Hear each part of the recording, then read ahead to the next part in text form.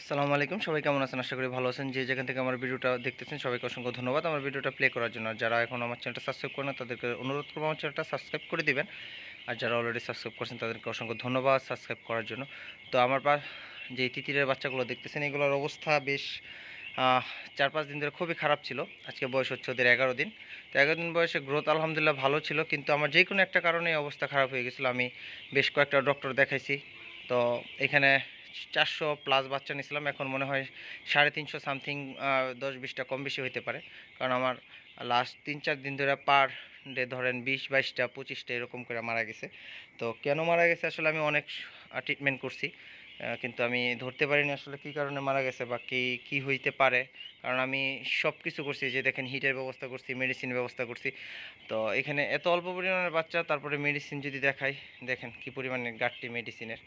আসলে আহ, টাকার দিকে তাকাইলে আসলে ফার্ম করা যাবে না। আর একটা খামারি তখনই সুস্থ থাকে যখন তার খামার ভালো থাকে। তো আসলে খামার ভালো নাই, নিজে কেমনে ভালো থাকে? মাত্র ৩-৪ দিন হয় ঈদ গেছে। তো ঈদের কোনো আনন্দ নিজের মধ্যে নেই, কারণ খামারের পাখি বলেন বা মুরগ বলেন বা মুরগি বলেন, যাই বলেন, যে যেটা নিয়েই কাজ করে খামারে, ওটা যদি ভালো না থাকে একটা খামারি কখনোই ভালো থাকে না। তা আমিও মোটামুটি ভালো ছিলাম না। আজকে পাখি এখন ঢুকলাম, সকালে 5টা মারা গেছিলো, তো ওষুধ দিছি। আমি লাস্ট 2-3 দিন ধরে প্রায় আমার নরসিংদী এবং আশেপাশে সব জায়গায় খুব ভালো ডাক্তারের জন্য খোঁজ করতেছিলাম, আমি পাইতেছিলাম না। কারণ হইতেছে, একে তো ঈদের সময় সবাই ছুটিতে, যার কারণে আমি ডক্টর পাইতেছি না। আমার পশু হাসপাতালে গেলাম, প্রাণী সম্পদে গিয়েও আমি পাই নাই, ২৫০০ গিয়েও পাই নাই। তো আজকে বিভিন্ন জায়গা থেকে আমি যে মেডিসিনটা বলে চালাইছি, আসলে আমার ওইভাবে কাজ হয় নাই। তো আমি যেটা ধারণা করছিলাম যে আমার বাচ্চাটা মনে হয় ইকোলাই সালমনের সমস্যা হইতে পারে, আমি তারপরও শিওর হওয়ার জন্য মূলত আমি ডক্টরের কাছে দৌড়াইতেছিলাম। কিন্তু আমি সিজার করার মতো ডক্টর কাটা সিটা করে দেখবে ওইভাবে পাইতেছিলাম না। তো কালকে আমি বেশ কয়েকটা অ্যান্টিবায়োটিক চালাইছি না, আমি দেখাই। তো এখন আপাতত আলহামদুলিল্লাহ ভালো আছে, আমার একটা বাচ্চাও মরে নাই। তো কেন বা কী করলাম সেটাই বলবো।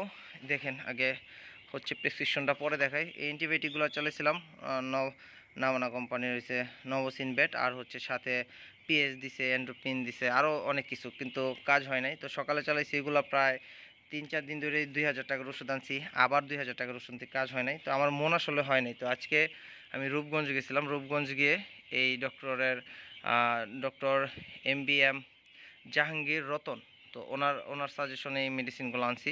তো এই মেডিসিনগুলো আনার পরে আপনার ৪০০ পাখির জন্য, আমার ৪০০ তো নাই, ৩৫০ মোরগ আছে, বা আরও মনে হয় কম হবে। দেখেন কত মেডিসিন লিখছে। তো যাই হোক, আসলে ভাই মেডিসিন লেখাটা আমার জন্য খুব একটা ইয়া না। মেডিসিন লিখছে, মেডিসিন আনছি, আর একটা মেডিসিন মেলা দাম। আপনার এই যে একটা মেডিসিন, এটার দাম মেবি ৮০০ কি ৯০০ টাকা, প্রায় ৮০০ টাকা, ৫ পয়সা ৫ টাকা কম আর কি। তো এই মেডিসিনগুলো আনছি, দিতেছি, আলহামদুলিল্লাহ সকালে দিছি, এখন পর্যন্ত সব ঠিক আছে।